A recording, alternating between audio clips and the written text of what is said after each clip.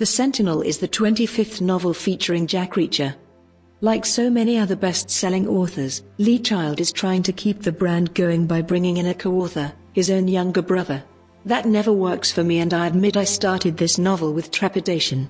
However, it turned out to be a good read, fast and action-packed as all Jack Reacher novels are. The plot is more interesting and involving than several of the previous entries in the series. It certainly has more twists and surprises.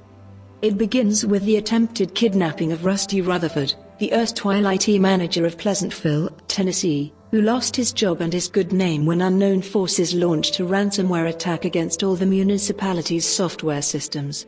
Serendipitously, as is the case with all the novels in the series, Reacher arrives in town just in time to witness and prevent the kidnapping. One thing leads to another, and Reacher finds himself squaring off against the intelligence service of a U.S. national enemy that has a secret buried in the files of one of Pleasantville's servers that it would rather not see the light of day. My two rules of thumb for suspense novels are that they keep me turning the page to find out what happens next, and that they do not test my willing suspension of disbelief, which all fiction requires of readers, too far.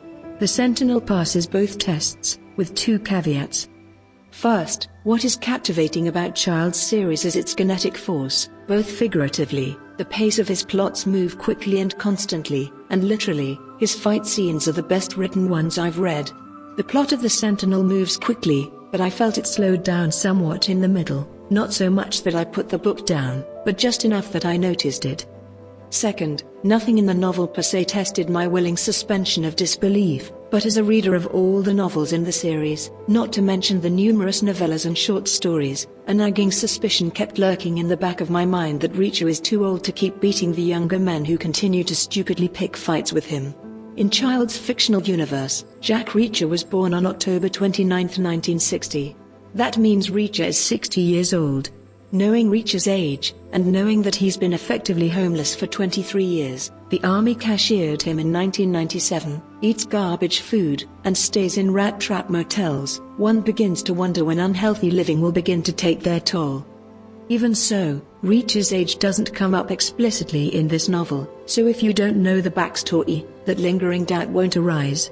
And like I said, the novel is a page-turner. The story grabs you and never lets go. You can never get enough of Jack Reacher. The supporting cast was superb.